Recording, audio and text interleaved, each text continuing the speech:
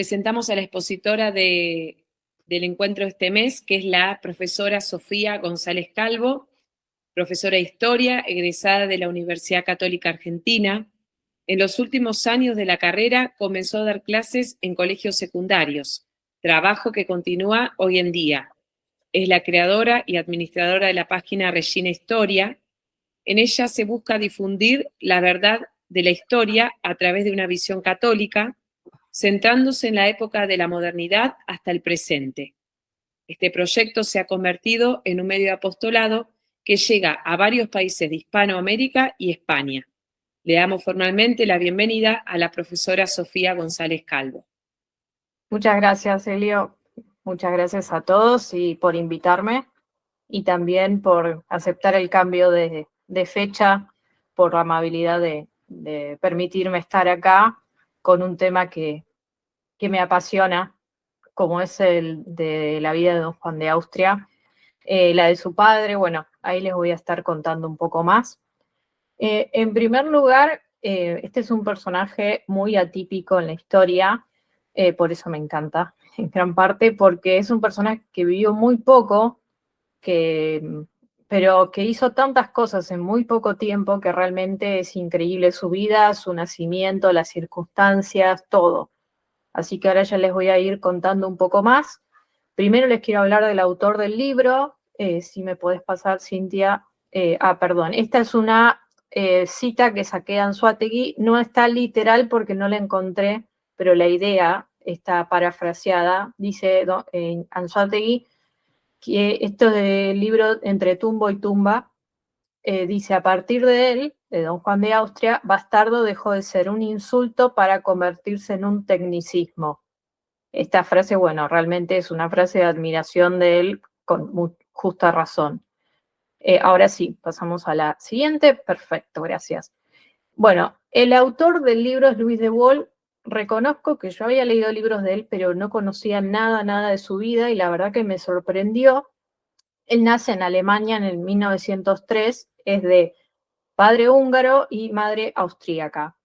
Se va a vivir, bueno, nace en Alemania, vive en Alemania hasta más o menos los 30 años, y cuando ya empieza a aparecer todo el tema de Hitler y la llegada de Hitler al poder y eso, se da cuenta que, bueno, el nacionalsocialismo estaba avanzando. Recuerden que es una ideología que la Iglesia condenó en su momento. Entonces él decide irse hacia Inglaterra. Y digamos que a partir de ahí adopta, si no formalmente, pero como que toma a Inglaterra como su país de adopción.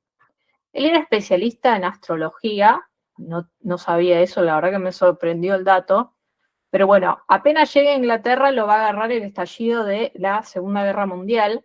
Entonces él pide servir en el ejército, ayudar, pero el problema es que él es alemán, además de madre austríaca. Recordemos que Hitler era austríaco, que Austria, perdón, se prendió enseguida al nazismo. O sea, le costó mucho, se ofreció muchas veces como voluntario, pero se resistían a aceptarlo. Finalmente lo aceptan y lo ponen como capitán de armada en el departamento de psicología. O sea, él se va a encargar más que nada de todo lo que es la guerra, la parte psicológica de la guerra, lo que se llama guerra psicológica, previendo, o sea, analizando un poco todo lo que hacía el enemigo, las movidas, etcétera. Previene muchos ataques aéreos, también cómo influir en el enemigo, cómo bajarle la moral. Bueno, es importante que él esté tan metido en temas de psicología por lo que vamos a ver ahora en unos minutos. Durante la guerra, él había tenido una formación católica, pero durante la guerra es como que tiene una reconversión, podríamos decir, porque se da cuenta que, digamos, lo efímera que es la vida, la cantidad de gente que moría alrededor de él, los bombardeos, todo. Recordemos que Londres sufrió bombardeos muy violentos durante la Segunda Guerra Mundial. Entonces él hace un voto de que si sobrevive a la guerra va a escribir libros sobre vidas de santos. Y ahora les voy a explicar específicamente por qué vidas de santos. Él hace este voto y después decide enfocar su escritura, digamos, sus talentos al servicio de Dios. Ese es exactamente su voto. Ahora vemos exactamente, perdón, la redundancia, por qué lo hizo. Bien, después de la guerra dice, bueno, tengo que cumplir con mi voto, sobreviví, entonces se pone a leer muchas vidas de santos y se da cuenta de varias cosas. En primer lugar, que las hagiografías, o sea, biografías de santos, tendían mucho a engrandecerlos y los hacían como inalcanzables. Entonces, el problema era que las personas común y corriente, como nosotros, lee la vida de un santo, por ejemplo, ay, ay, perdón, se me borró el nombre. Iba a dar un ejemplo y se me borró el nombre, no se preocupen, después les digo. Santiago la Vorágine, sí, que escribe sobre las geografías más comunes de la Edad Media. Los enaltece tanto a los santos, no es que no los merezcan, pero los hace como inalcanzables. Entonces él dice, la verdad que esto para el común y corriente de la gente es muy complejo, porque van a sentir que no pueden llegar a la santidad. Y además, a partir de su estudio de la mente humana, de la psicología, se da cuenta que los primeros años de la vida de los niños es necesario mostrarles ejemplos, modelos a seguir y que lo mejor es, los mejores modelos son los santos. Por lo tanto, hay que hacerles llegar de una manera adaptada a la vida de los santos. Y a partir de ahí es que se pone a escribir, a novelar, para hacerle llegar de manera más entretenida a un chico que quizás leerles una geografía a un chico no le va a prestar atención probablemente. Entonces él lo adapta en forma de novelas. Y la verdad que empieza a hacer mucho, mucho bien. De hecho, hasta se entrevista con el mismo Papa Pío XII. El Papa mismo le pide que escriba una historia de la Iglesia que se llama Fundada sobre Roca, y después él, bueno, continúa escribiendo y la novela que nos toca analizar el día de hoy es una de las últimas que escribe. La va, de hecho, a publicar en el año 1956 y él muere en Suiza en 1961. O sea que si no es la última, es de las últimas. Un escritor muy prolífico y varias de sus novelas han sido llevadas al cine. Él esto es un dato que me olvidé decirles, antes de la guerra se enfocaba mucho en la escritura de aventuras o temas de suspenso, novelas, etcétera, pero es reconocido como uno de los grandes novelistas de novela histórica del siglo XX. Ahora sí, podemos pasar a la siguiente filmina. Gracias. Bien, ya les expliqué a vuelo de pájaro quién era Luis de Gaulle. Ahora ya vamos al contexto de nuestro personaje. Yo creo, en general, cuando doy las clases de historia, creo que sin entender el contexto no podemos entender al personaje en una época, porque la época se hace en torno a los personajes y los personajes en torno a la época. Es como algo recíproco. Entonces, necesitamos saber qué pasaba en esa época y más en un siglo tan fascinante como es el siglo XVI, que es como la puerta al mundo moderno, con sus cosas buenas y sus cosas malas, como ahora les voy a decir, les voy a contar. Ya a finales del siglo XV ya tenemos un hecho clave que es la caída del Imperio Romano de Oriente en el año 1453, en mayo de ese año, cuando cae en manos de los turcos otomanos. Este hecho para la cristiandad es como si hoy en día cayera una bomba atómica en un país de Europa, no sé, imaginemos, en París. Es algo que la cristiandad queda totalmente choqueada porque significa que han perdido han perdido todo lo que era el Imperio Romano de Oriente, que había sobrevivido 1000 años más al de Occidente. Si bien ya se habían separado de la Iglesia por el cisma de Oriente, seguía siendo parte de la historia de ellos y era una parte clave. Entonces, haberla perdido fue un shock demasiado fuerte. Después, en las finales, en 1492, viene el descubrimiento de América, que también es un shock muy grande, porque en cuestión de pocas décadas, los españoles y el resto de los europeos se dan cuenta que han descubierto un nuevo mundo, un mundo que además con cosas que ellos jamás hubieran imaginado, es también una apertura de Europa al mundo, que realmente, bueno, son cosas demasiado fuertes en poco tiempo. También aparece la imprenta, que la pongo acá porque es algo clave. La imprenta va a difundir las noticias, los libros, todo tanto para bien como para mal.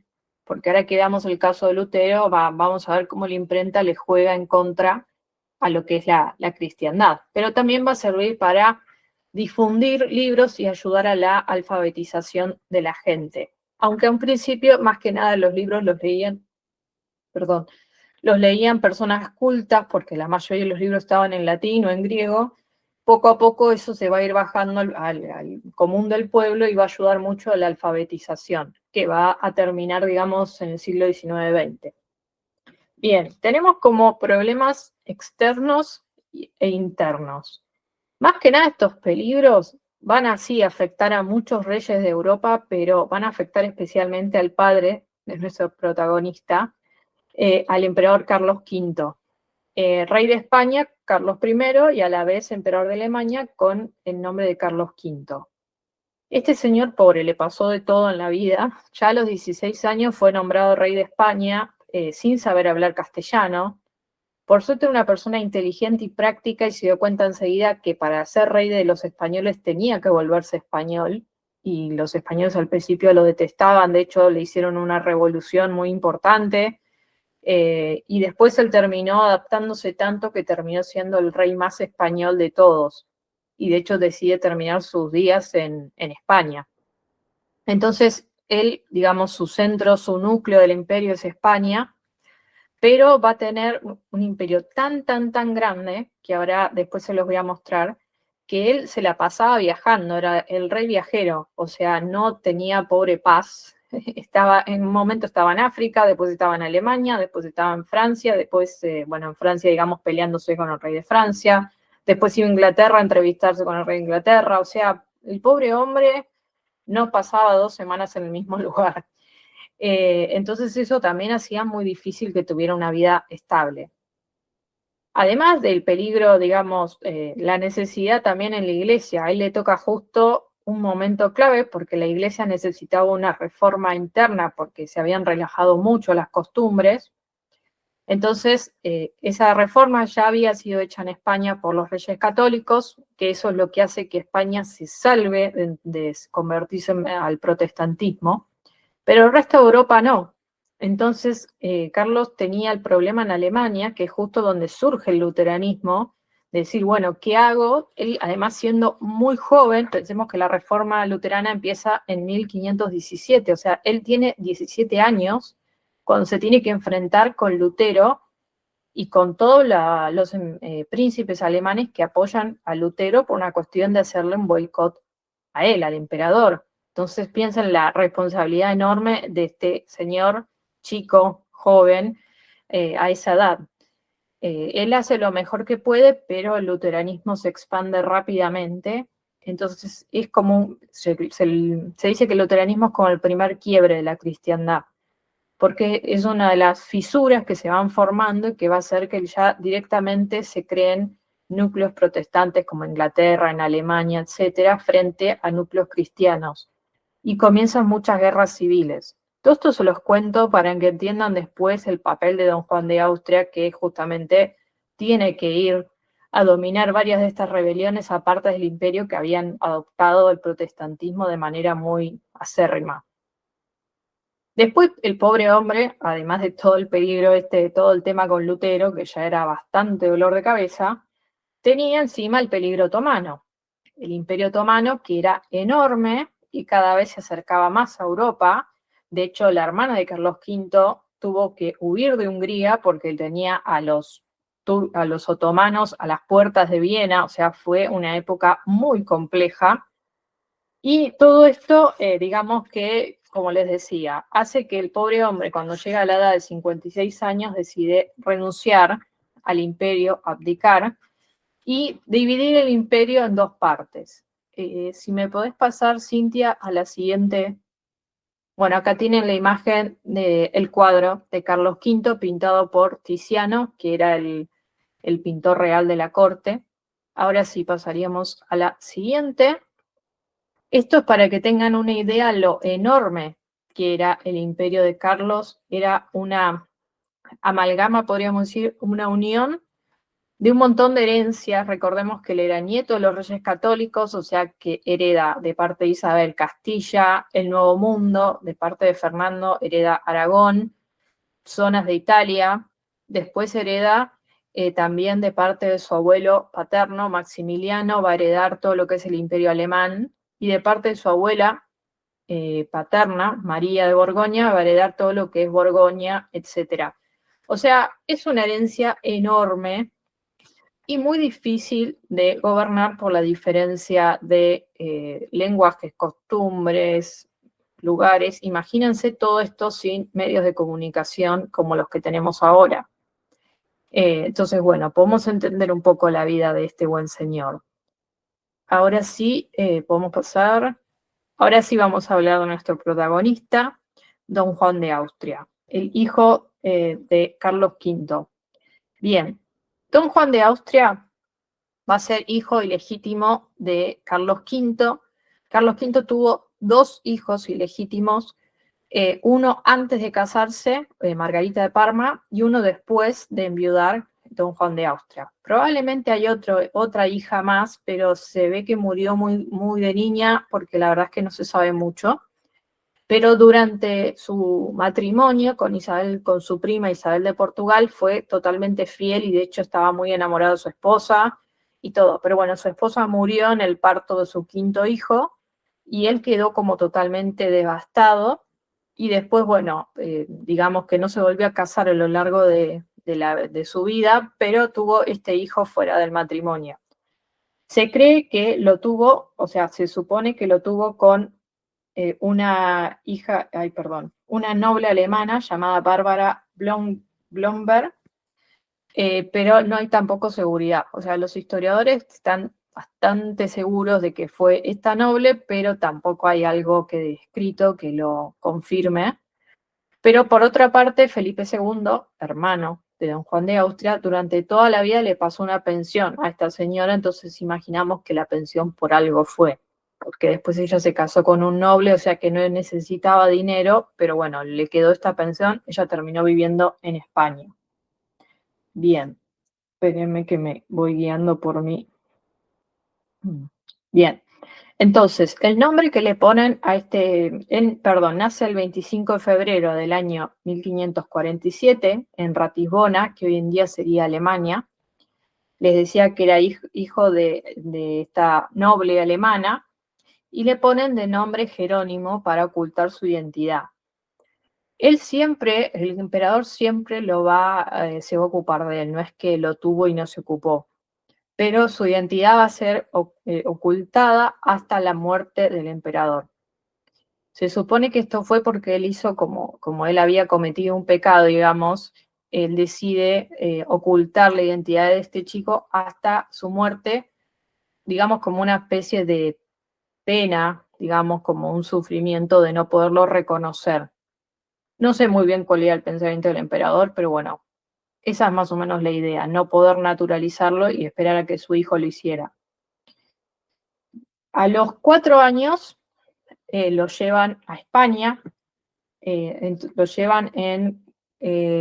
lo encomiendan a un músico de la corte que era de total confianza del emperador. Este músico se llamaba Francisco Masi, decide retirarse, ya digamos jubilarse. Entonces el emperador le pide a través de su mayordomo, don Luis de Quijada, le pide que por favor se lleve al chico a su pueblo y lo eduque con digamos, un clérigo que le va a dar una buena educación. Entonces, Francisco Masi y su esposa Ana de Medina se lo llevan a Leganés, que es una población cercana a Madrid.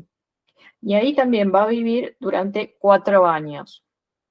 El tema es que se suponía que acá le iban a dar una educación humanística bastante, bueno, más o menos, algo muy básico, pero entre que el chico no demostraba interés por las humanidades y eso, y que el clérigo que se iba a encargar de él era bastante vago, bueno, digamos que su educación en esos 4 años tampoco fue muy, digamos, muy fructuosa, no dio muchos frutos. Lo que sí recibió mucho cariño, que eso no queda muy, en el libro es como que no lo muestran, pero recibió mucho cariño de parte de esta familia, como que medio que lo adoptó. Pero bueno, sabiendo que en cualquier momento se lo podían llevar. Esta familia no tenía idea de quién era el padre real del chico. Se creía que era un noble, como habían hecho correr el rumor de que era de un noble alemán, pero bueno, no sabían que era hijo del emperador. En ese lugar que era bastante pobre, él, digamos, va a pasar 4 años muy felices, jugaba con todos los chicos del lugar, o sea, pero bueno, su formación, digamos, intelectual dejaba mucho que desear, hasta que después aparece su tutor, don Luis de Quijada, que lo manda a buscar y se lo lleva a su castillo disculpa, espérenme que no entiendo mi propia letra. Bueno, no entiendo mi letra, perdón. Se lo lleva, este señor era mayordomo del emperador, y se lo lleva a su propio castillo durante otros 4 años, 4 o 5 años, lo va a educar, ahora sí como un noble, en arte de la guerra, en latín, en todo lo que necesitaba saber un noble en esa época. Continúa sin saber cuál es su origen, pero ya es formado como un noble, o sea, se sabe que su padre era alguien importante, pero no se sabe que era tan importante. Este señor estaba casado con doña Magdalena de Ulloa, que va a ser como una madre durante el resto de la vida, va a ser como una madre para don Juan de Austria. Realmente, ellos no tenían hijos, pero como que afectuosamente lo adoptan y el resto de la vida, bueno, va a tener como un lazo muy fuerte, las va a considerar como sus padres, podríamos decir, adoptivos. Bien, en este contexto es cuando, volviendo a Carlos V, Carlos decide abdicar porque ya estaba cansado de todos los problemas del imperio que no le daban respiro, y además él estaba enfermo, tenía gota, entonces decide abdicar, tenía 56 años, y dividir el imperio tan grande que tenía entre su hijo Felipe y su hermano Fernando. A Felipe le deja todo lo que es España y los territorios americanos, que ya era bastante, y a Fernando le deja todos los que son los territorios alemanes. Entonces ahí es cuando la Casa de Austria se divide en 2 ramas. Pero bueno, ya bastante lío había, además Felipe en ese momento estaba luchando con el protestantismo en Inglaterra, o sea que el pobre Felipe no daba abasto con todo, pero a diferencia de su padre, Felipe va a ser un rey de escritorio, o sea, no va a ser un rey guerrero, va a ser un rey más, digamos, de toda la parte, trabajaba muchísimo, pero no iba a la guerra efectivamente. Entonces, tener la presencia de alguien como don Juan de Austria para él era clave. No era guerrero, sino que más bien era diplomático, o sea, estaba mucho en la parte ¿cómo podríamos decir? Los trámites, toda la parte de las cartas, la correspondencia, eso. Pero bueno, realmente va a ser una gran ayuda. Cuando Carlos decide abdicar, ya se retira a un monasterio en España llamado Yuste y añade a su testamento un codicil, o sea, un agregado donde reconoce haber tenido un hijo fuera del matrimonio ya siendo viudo. Y dice que si este hijo quiere tomar los hábitos, o sea, que digamos que se lo haga, lo inclinen a tomar los hábitos, pero que es totalmente voluntario que lo haga. En ese momento los hijos, digamos, fuera del matrimonio eran como invitados a tomar los hábitos como una manera de purgar los pecados de sus padres. Había pasado con Santo Tomás de Aquino que el padre de Santo Tomás, un conde, un noble, no me recuerdo exactamente qué había hecho, había saqueado creo que un monasterio, había cometido alguna barrabasada, y decide como especie de, digamos, de manera de purgar su pecado, ofrecer a su hijo más pequeño y ponerlo en un monasterio benedictino, en Monte Cassino. Después Santo Tomás se va a ir con los dominicos, pero bueno, es como que el hijo venía un poco a cumplir la penitencia del padre. Pero evidentemente don Juan, en este momento todavía llamado Jerónimo, Jeromín, no tenía ninguna intención de entrar, y además, bueno, obviamente no lo iban a forzar, así que evidentemente su vida iba por otro lado. Entonces ya Carlos se retira a Yuste, ya deja completamente el imperio de lado, o sea, él aconseja en algunas cosas, pero ya no tiene ningún mando, deja toda su escolta, todo, se queda con, digamos, la gente esencial para cuidarlo, pero nada más.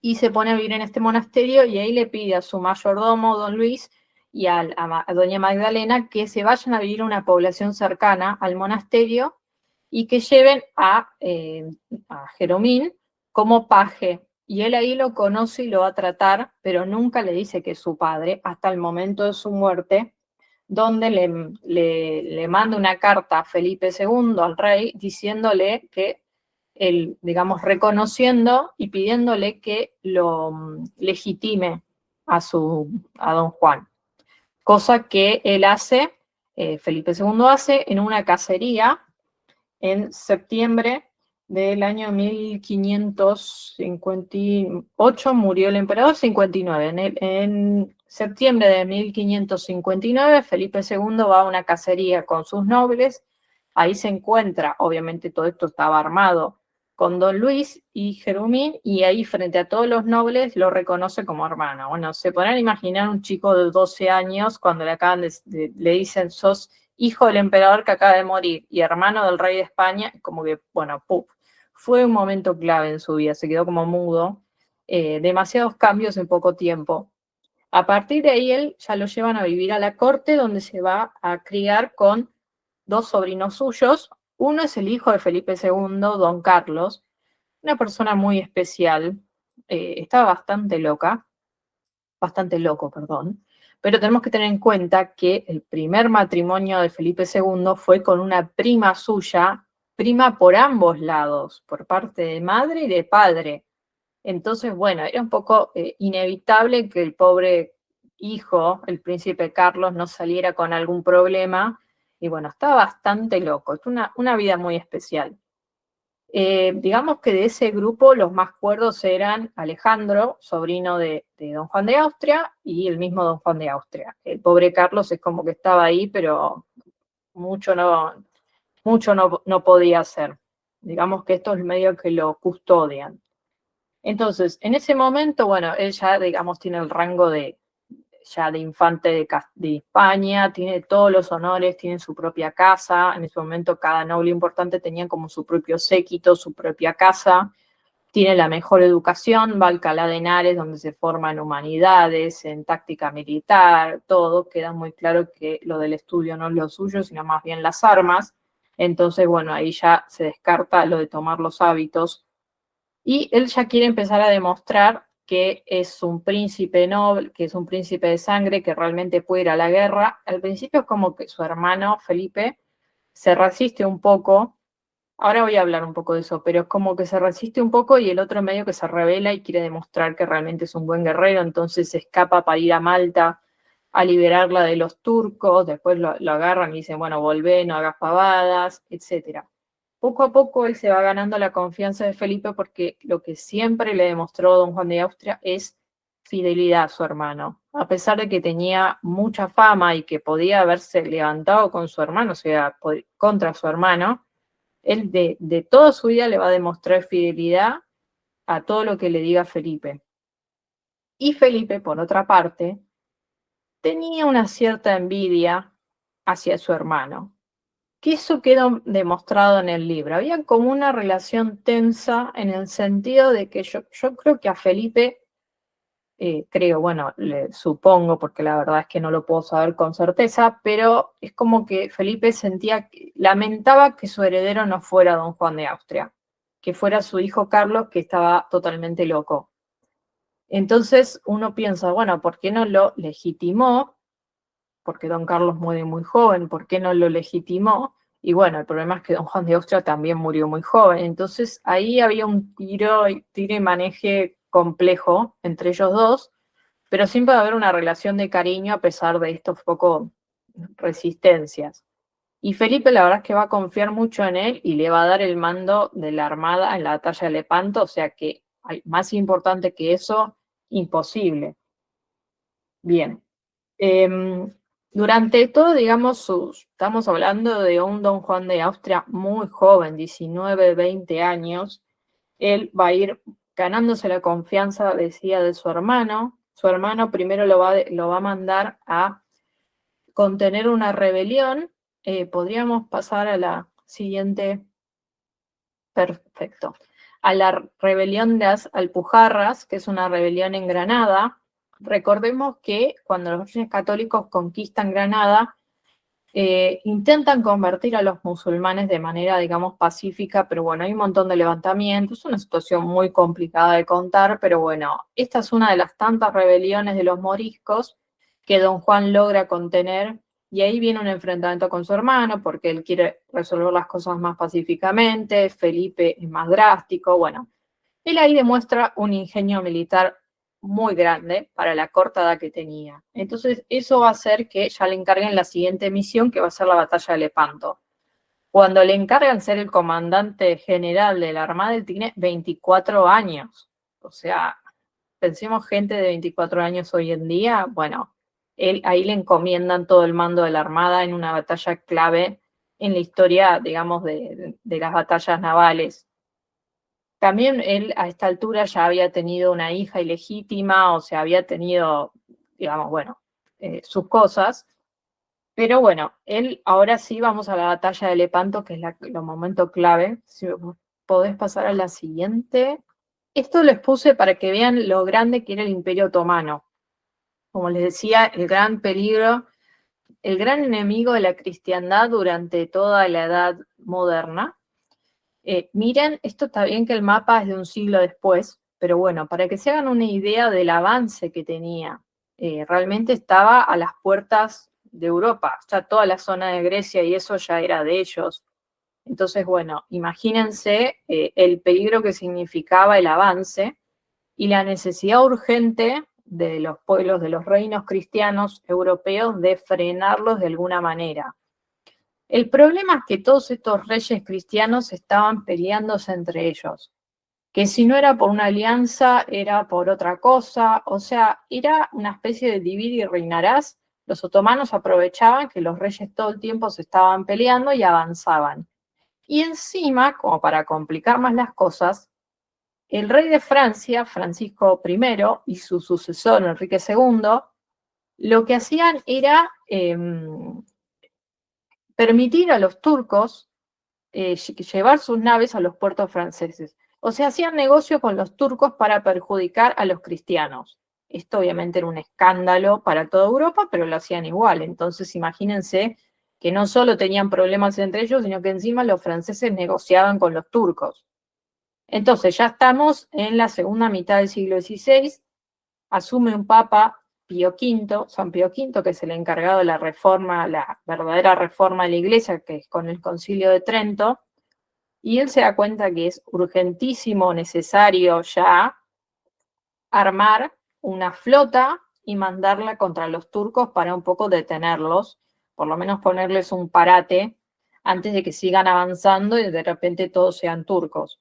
Especialmente porque los turcos habían avanzado sobre la isla de Chipre, habían intentado tomar la isla de Malta y habían faltado acuerdos que habían hecho con los cristianos y habían degollado cristianos, etcétera. Entonces, bueno, ya era el colmo. También había mucho sentimiento de parte de los italianos de vengarse de los turcos, no los puedo culpar, pero bueno, la situación estaba candente. Entonces se decide formar una Liga Santa que más que nada va a contar con la ayuda de Italia y de España. Ojo que Italia no era todavía Italia. Italia era un conjunto de reinos, ciudades, etcétera. No era el país Italia que conocemos ahora. Entonces tenemos a Génova, a Venecia, a la Santa Sede, y son como si fueran países distintos. Todos ellos van a aportar dinero y, bueno, líderes, que realmente eran generales del más alto nivel. Y España ponía la mitad del dinero de la expedición. Y Felipe le dice al Papa, bueno, yo la condición que pongo es que mi hermano, don Juan, sea el general de toda la armada. Un chico de 24 años con cero experiencia, digamos, naval, frente a comandantes que tenían una gran experiencia. Entonces, bueno, esto como que al principio es medio tirante, pero el Papa, eso está bien, muy bien narrado en el libro, el Papa tiene una especie de inspiración divina cuando está leyendo el último evangelio en la misa, y ahí se da cuenta que el verdadero líder tiene que ser don Juan de Austria. Entonces ahí él acepta, obviamente esto no le cae muy bien a los demás, pero bueno, resulta ser una buena idea. Entonces, bueno, ya ahí viene el momento de la guerra. ¿Podemos pasar a la siguiente? Bueno, clave la batalla de Lepanto. Realmente sería muy interesante poder analizarla, todo lo que pasó, cómo se formaron, porque es impresionante lo decisiva, no solo lo decisiva que fue esta batalla, sino también la formación táctica. O sea, el Don Juan de Austria fue clave en armar la técnica, en decidir atacar, que eso los musulmanes los turcos no se lo esperaban. Los turcos pensaban que la armada cristiana iba a hacer solamente a defenderse, a ser defensiva. Nunca pensaron que los iban a atacar. Eso fue clave porque los agarraron en el Golfo de Lepanto, lo que hoy en día sería Grecia, y, digamos, los sorprendieron. Todo cómo se formó la armada cristiana para lograr hacer brechas sobre los enemigos. O sea, el liderazgo que demostró Don Juan a pesar de que era muy joven, todo esto fue clave para ganar la batalla. En la siguiente filmina vamos a ver un poco el resultado de digamos, los musulmanes terminaron perdiendo 190 galeras y tuvieron 30.000 muertos y desaparecidos, mientras que los cristianos perdieron 12 naves que después recuperaron y tuvieron 7.600 bajas, con 21.000 heridos. Fue una clara victoria, que además el Papa tuvo una visión donde se supo antes que llegara el mensaje de que habían ganado los cristianos, y como había puesto a toda la cristiandad a rezar el rosario, decidió que el 7 de octubre fuera declarado el Día de la Virgen del Rosario, a partir de ese momento. La lucha fue en el año 1571, que me olvidé decirlo, dato importante, 7 de octubre de 1571. ¿Qué pasa con Don Juan después de esto? Bueno, imagínense, era el rey de Europa, todo el mundo lo alababa, etcétera. Tiene otra vez conflictos con su hermano, ya como para irle cerrando la vida de este caballero, porque la verdad es que, como le digo, vivió tan pocos años, hizo tantas cosas grandes, pero vivió muy poco, entonces demasiado no podemos contar. Y finalmente, después de algunos tejes y manejes con el hermano, lo van a mandar a Flandes. Yo les dije que los conflictos protestantes eran muy importantes, se los dije hace un rato, por cosas que iban a pasar al final de la vida de Don Juan de Austria.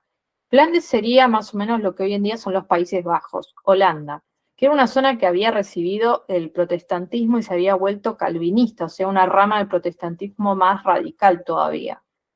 Y tenía mucha resistencia a lo que era el dominio español católico, imagínense. Entonces era una zona donde estaban en rebelión perpetua todo el tiempo. Y que te dieran a gobernar Flandes era como que te regalaran una bomba y te dijeran, bueno, intenta que no explote. Está activada, pero intenta que no explote.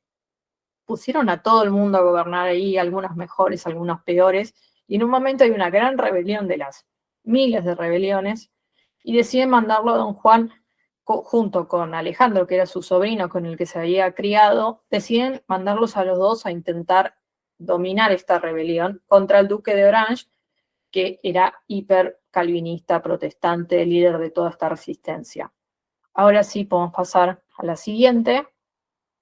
Ahí, bueno, viene la rebelión de Flandes, que él y su sobrino logran dominar brillantemente. No dura mucho tiempo la victoria, porque como les digo, Flandes otra vez se vuelve a rebelar y así durante mucho tiempo y termina siendo protestante como es hasta el día de hoy, pero bueno, algo logró hacer. El problema es que él va a enfermarse durante esta campaña de disentería, que es una especie, por lo que leí, de una especie de virus que da como una gastroenteritis muy fuerte. Le va a agarrar fiebres y va a terminar muriendo en el año 1578. Él le deja, obviamente, el mando a su sobrino, Alejandro Farnesio, que también era un guerrero con una formación increíble, va a lograr muchísimas cosas. Y también en su testamento pide que al rey que mantenga a su madre. No queda muy claro si le pide que mantenga a su madre biológica o a su madre, que doña Magdalena, que era como su madre adoptiva. Sabemos que Felipe le mandó una pensión a esta bárbara, a esta noble, o sea que suponemos que él la conocía y la reconocía como madre biológica. Creo que con esto ya estamos. A ver, tenemos la siguiente filmina. Bueno, acá tienen la estatua de Don Juan en el Panteón de los Infantes. Si un día pueden ir al Escorial, está el Panteón de los Infantes, donde están todos los príncipes de toda, bueno, la historia, más que nada historia moderna, historia medieval, historia moderna española. La tumba de él es lindísima, la verdad que vale la pena verla. Digamos,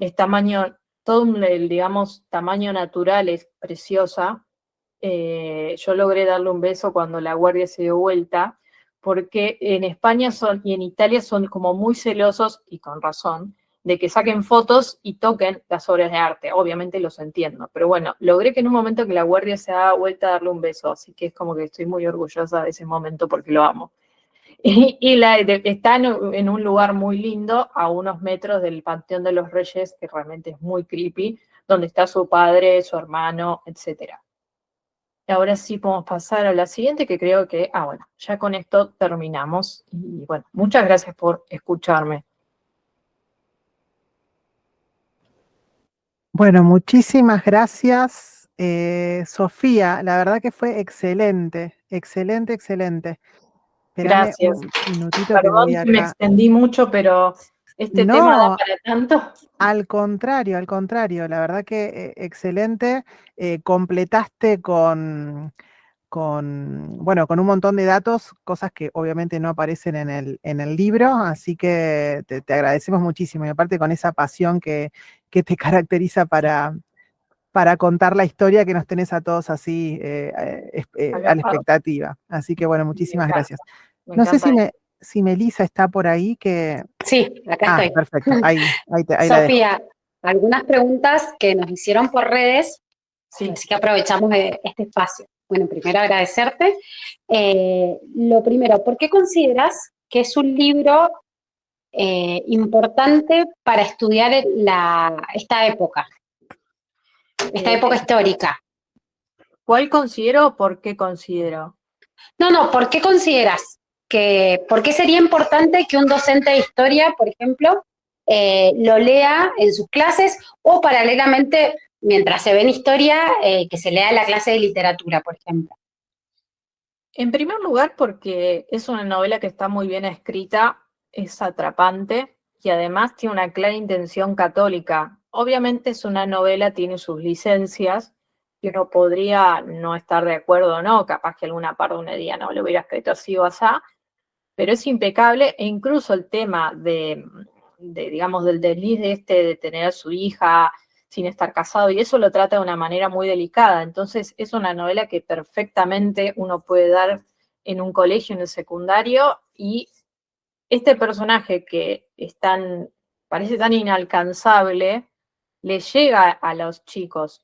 Justamente yo enseño en secundario y los chicos necesitan modelos, y este es un personaje que vivió en otra época, tuvo una vida que los chicos de secundaria no van a tener, pero lo pueden ver, digamos, como un caballero cristiano. Y claramente la novela tiene una visión cristiana, que eso es importantísimo. Y también los acerca al rosario, que no es dato menor, porque el rosario es una de las claves, digamos, que la Virgen de Fátima dio para los últimos tiempos. Y esto también te engancha con qué fue la historia de la Virgen del Rosario, o sea, porque la fiesta es un plus. Obviamente lo recomiendo en todos los colegios. ¿Y para qué cursos o en qué edades lo recomendás leer? Depende, o sea, según el plan actual, por lo menos yo estoy en la provincia de Buenos Aires, los chicos estudian este tema en segundo año. La verdad que el plan de estudios es, diciéndolo mal y pronto, una porquería, porque me parece que los chicos madurativamente no están para estudiar la edad moderna en segundo año. Pero bueno, me parece que es una novela que depende de la madurez del chico, perfectamente 12, a partir de 11, 12 años la puede leer perfectamente. Si el chico ya viene leyendo, yo se la daría. Bien, bien, buenísimo. Y la otra pregunta que te quiero hacer antes de dar lugar a alguien más es si es cierto que se abrió la causa de canonización de Don Juan de Austria, o qué sabes sobre el tema. Mira, la verdad, mucho no sé. Yo dudo que si se abrió, tampoco sé si es una persona que tuvo una vida el nivel religioso ejemplar. Tuvo después digamos, de lo que fue la batalla, algunos deslices amorosos. Entonces, no sé si podemos decir que es una persona con una vida cristiana ejemplar, si bien tuvo, digamos, actitudes que fueron ejemplares en el sentido de caballero cristiano. No estoy muy al tanto si hay una causa de canonización, pero realmente, como están las cosas ahora, si hay una causa, dudo que prospere. Pero no sé si hay, tendría que averiguarte. Bien, muchas gracias, Sofía. Si alguien quiere, damos lugar a preguntas. Si alguien quiere hacer una pregunta, un comentario. Ahí está Mariana.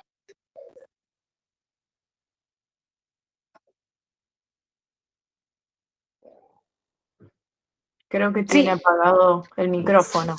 Sí, activar. Ahí Ahora está. sí. A mí no me quedó bien el tema de Felipe II. O sea, yo creo que Felipe II no era un guerrero, pero sí era un estatista.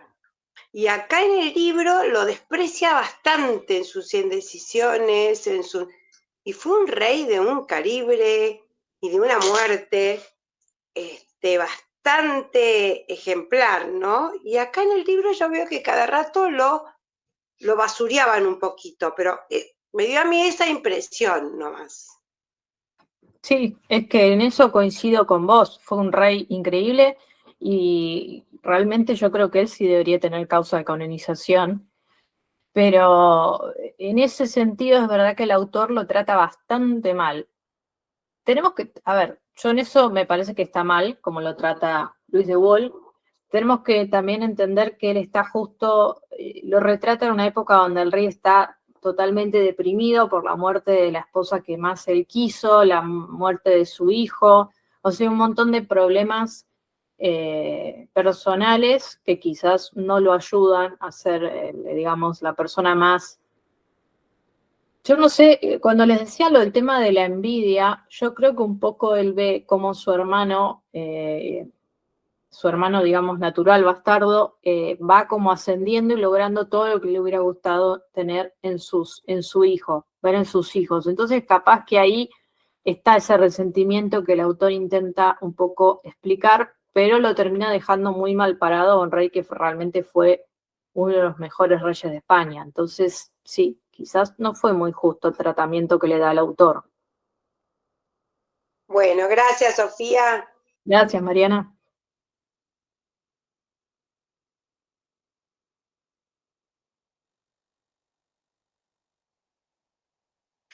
Sofía, yo aprovecho por si alguien más quiere, todavía no se anima a preguntar, a consultarte qué otras obras nos recomendás, porque esto es una novela, ciertamente, algún ensayo, algo que sea específico, porque es cierto que hay historias de España, algo que sea más específico de él. Sí, mira, yo hasta ahora no he encontrado una biografía de él que me parezca como más académicamente hablando histórica. Estuve leyendo una que en este momento el autor no lo recuerdo porque el día de hoy mi memoria no está en su mejor momento, pero se los voy a mandar el nombre, que es una de las primeras que fue escrita, pero está como en un tono muy, ¿cómo podríamos decir? Uno está como muy ensalzado al estilo que era antes, entonces uno quizás dice, bueno, necesitaríamos una lectura un poco más subjetiva. Entonces, tendría que seguir buscando. Yo lo que te puedo recomendar, que toca el tema, es la biografía de Felipe II de Walsh, que es buenísima y que trata mucho el tema porque tiene como 2 capítulos dedicados al tema de Lepanto y a la relación entre Felipe y don Juan de Austria.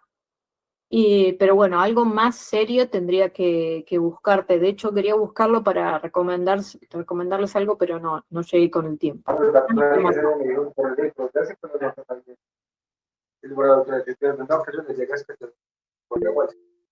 Ay, perdón, no escucho nada.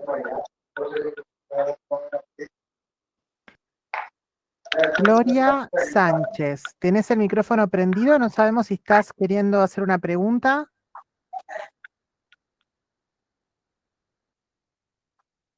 discúlpame, no. No, no hay problema, no hay Se problema, me disparó el micrófono, no hay discúlpame. problema. Gracias. Y Mariana volvió a Gracias. levantar la mano, así que te escuchamos. Sí, de vuelta, qué pesada. Pero a mí me encanta, estoy tratando de bajar, que todavía no lo consigo entero, me encuentro de a cachos, el de Jeromín, de Luis de Coloma.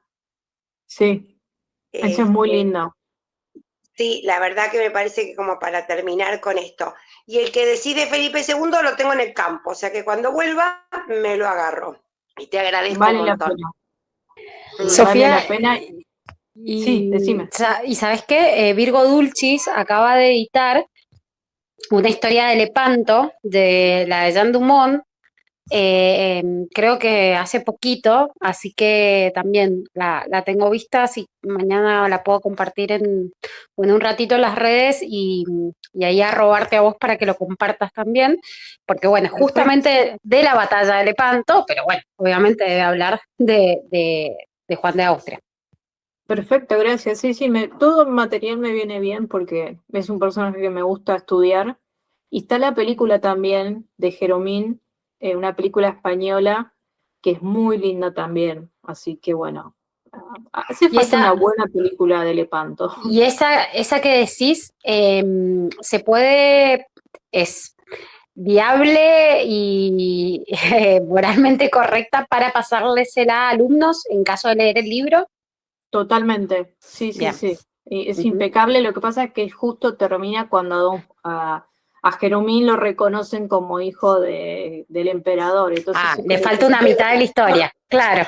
Claro, pero muestra bien toda la infancia, la crianza de él con Don Luis y Doña Magdalena. Es muy linda, pero bueno, se queda en la mejor parte. Como que realmente necesitaríamos una buena película de Don Juan de Austria. Creo que Mel Gibson tendría que ponerse las pilas. Hacer una buena película de Lepanto estaría buenísimo, pero bueno, no tengo Me, manera de pare- llegar hasta él y decírselo. me parece que sería políticamente incorrecto en estos tiempos, pero bueno, estaría muy bueno realmente. Sí. Bueno, si hizo La Pasión, yo no pierdo esperanza. Ya llegará, hay que comunicarse con él de alguna manera.